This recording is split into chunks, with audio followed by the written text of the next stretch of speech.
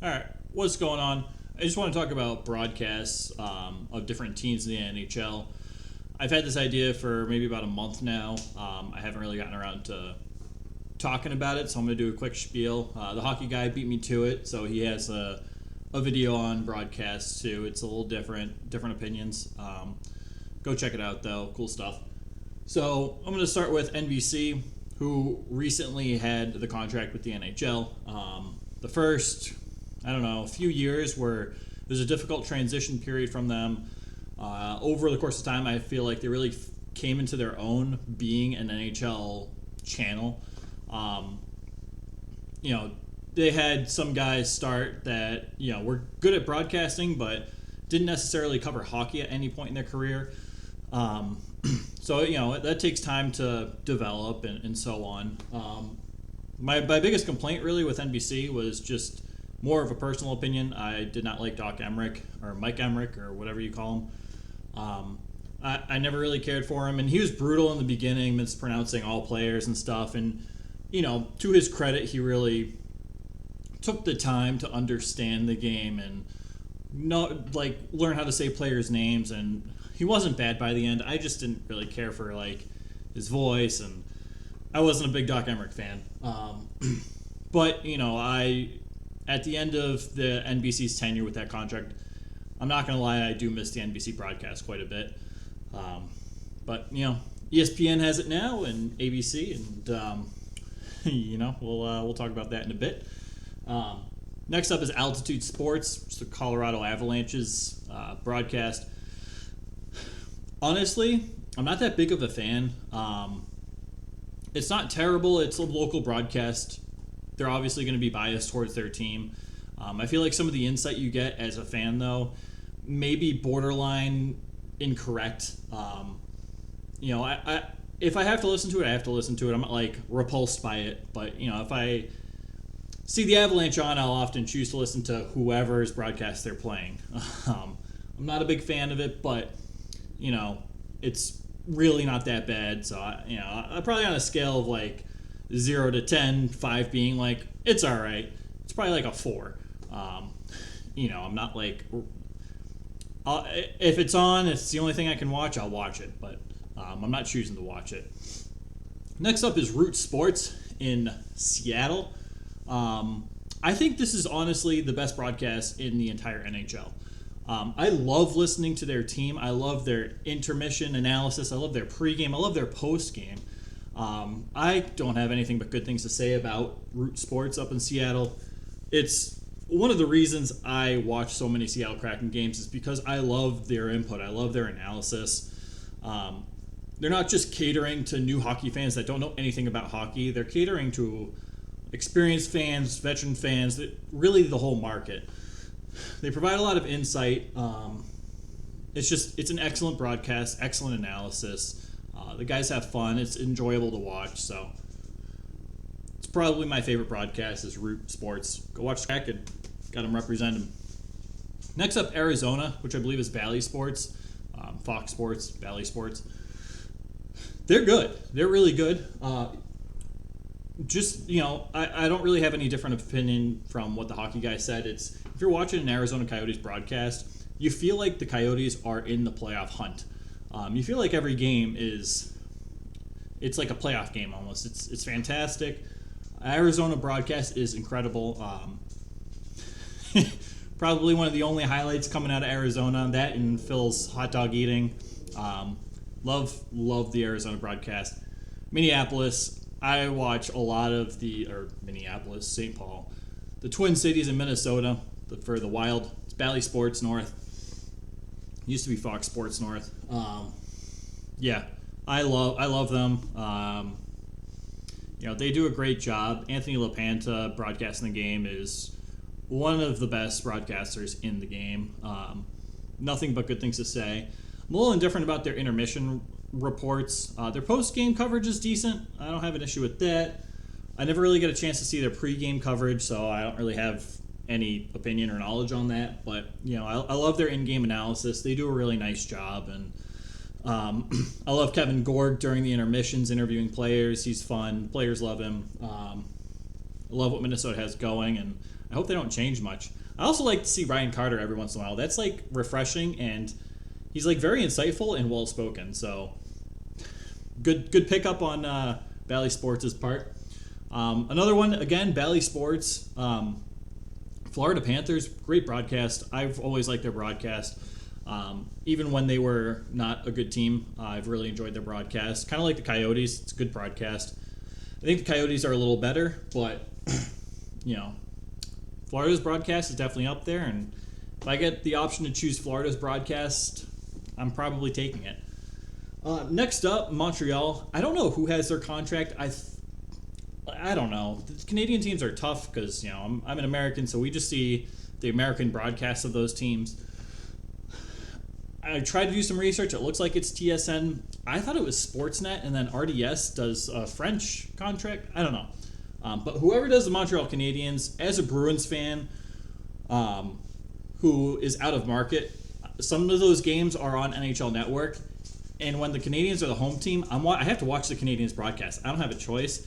And I just want to say, your broadcast team, at least in English, is fantastic. We're going to leave it at that. It's hard for me to admit. I don't like the Canadiens in any aspect of hockey at all. If they were ejected from the league, that I wouldn't complain. But their broadcast team is excellent. So it hurts to say that. Well done, Montreal. Sportsnet, though. So kind of same with NHL Network. I'm out of market. If there's like a game I want to watch, it's usually like the Bruins or Wild, or if it's like a Western Coast game, like Seattle or like the Battle of Alberta. We can only watch it on Sportsnet, and it's usually through NHL Network on cable, which is a pain in itself. But the Sportsnet, it's Canadian. That's fine. Whenever they're covering a game, there's always a Canadian team they're covering, which is fine. But when you're watching it, and that's your only option, and they're so clearly biased towards any Canadian team over any American team, it's unpleasurable to watch, and it's clearly it's just clearly biased when it's your only option, but the announcers are clearly just rooting against your team. They want your team to lose. It's a little uncomfortable to watch. I don't think they do a bad job. It's just like enough with the biases. Like, dude, if it's like the Jets versus the Wild, they're not that far from each other. I get that one team's in a different they're both in different countries, but like, dude, let's just bring it down a notch. Like, they're both good teams. It's always a fun game to watch. Just enjoy it. No need to be like, oh, Fleury embellished a bit or whatever they might say. And it's like, did he, or did he just get destroyed by Kyle Connor? Like, I don't know. Just an example, but so Sportsnet, I don't know. I'm usually not rooting for Canadian teams, typically. Every once in a while I will. Like, I like rooting for Calgary, what's it called? The Winnipeg, but other than that, I'm not really rooting for Canadian teams, so I don't know. Anyway, we're getting down to the Washington, I believe it's NBC Sports Washington. This is, I got the Washington jersey. This is where I currently reside. So I don't have a choice. If any team is playing the Capitals, I have to watch the Capitals broadcast to see the game. I watch every Bruins game. The Bruins play Washington 4 times a year. The Wild play Washington twice a year. I just hope for those to be nationally broadcasted so I don't have to listen to the Washington Capitals broadcast. In my opinion, it's the worst in the entire NHL. It's brutal to sit through. It's brutal to watch. I'd rather listen to Sportsnet any day, cheering for the Canadiens over any other team. It's brutal, man. It's like no one in the Capitals can do any wrong no matter how dirty the play was. Tom Wilson is the saint of DC. I don't mind Tom Wilson, and I'm not a Capitals fan. I don't root for the Capitals. I don't mind Tom Wilson. Questionable hits, yes, but a lot of players in the league you can have that debate with. And then what's it called? In today's game, Nick Dowd had a questionable hit on one of the Bruins players. And I was just thinking, if that was Tom Wilson, we might see a brawl. Whereas there was no result after that hit. So I don't know. I don't like Hathaway, but Hathaway's also a Saint. He's probably my least favorite Capitals player, to be honest. Their intermission shows, it's all like shiny and sparkly, but there's not much content of value. Even their in-game analysis, there's nothing of value there. There's no like stats or interesting analyses being done. It's just like random spouts of how great, Nick Dowd is, and Carlson has to make like 18 beautiful plays in a game. He's a great defenseman. They embellish a lot in terms of what the Capitals do on the ice, and it's frustrating to watch. Even if I was a Capitals fan, I don't know if I could watch it. It's brutal. So anyway, we're gonna get to the most polarizing, which is NESN in Boston. Now, I grew up with NESN. I'm a big fan of NESN. Take that with a grain of salt, at least for the broadcast. You got Jack Edwards and Andy Brickley, who have been doing it forever at this point. Andy Brickley is excellent. He's a great human. He's fun to listen to. I love Andy Brickley. I like Jack Edwards, too. Now, Jack Edwards can embellish a bit. He can be a little aggressive. He's definitely biased. But of all those other broadcasts that I've mentioned that have similarities, Jack Edwards is by far the most passionate. And as a Boston fan growing up in the Boston area, that's what you identify with, is the passion for the game. You might exaggerate, like, oh my God, how could they miss that trip? But at the same time, you know it's a trip. You're just very passionate, and you just don't want to see a call go against your team. So say what you will about Jack Edwards. I'm leaving this very neutral. I am a big fan, but I totally understand why people hate NESN. But they hate NESN for Jack Edwards.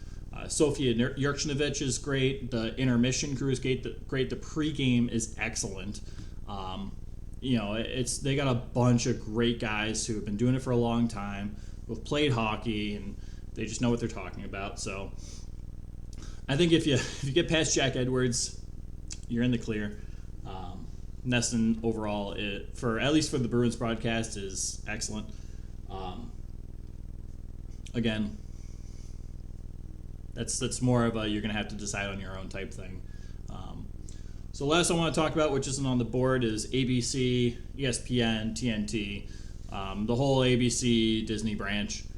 They currently have the contract to broadcast NHL games. I think it's very similar to NBC when they first started up. There's definitely been some bumps in the road, some hiccups. Overall, though, I think compared to where NBC was in their first year and where ESPN, TNT is currently, I think they're doing a pretty good job overall. I've actually been really impressed with their broadcasts. The beginning of the season, they were sketchy.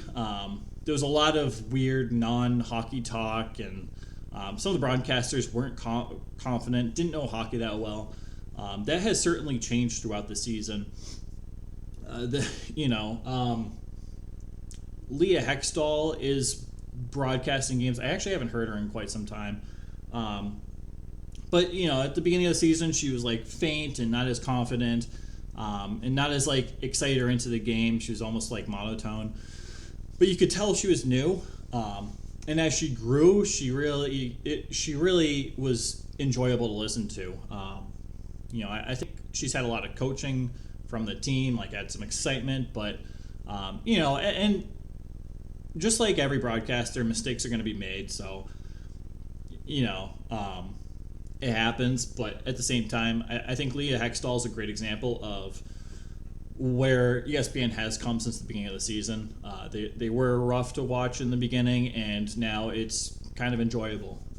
And that's just in terms of the broadcast. Now, what gets me with really ESPN as a whole, and they've carried it over into hockey, which is bothersome, is they love to do the talking heads thing.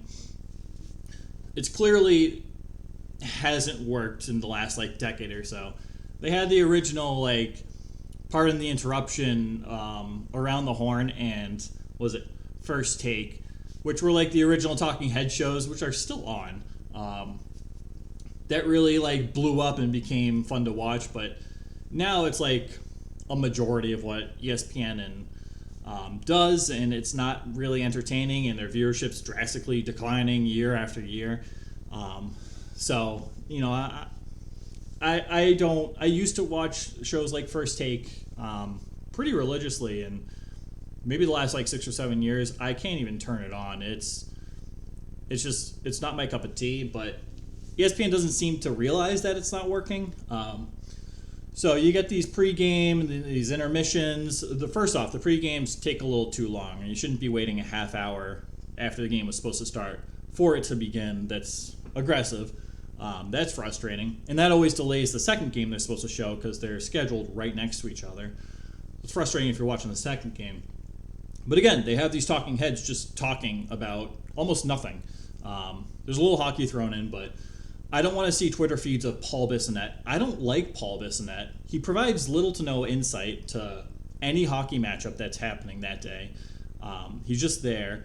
Wayne Gretzky, you know, he's the greatest hockey player of all time, if not one of the greatest athletes of all time. He's not meant for this. There's another one, I forget. It's not Chris Chelios. Another Hall of Fame guy, bald. Almost bald. I think he's got like a receding hairline.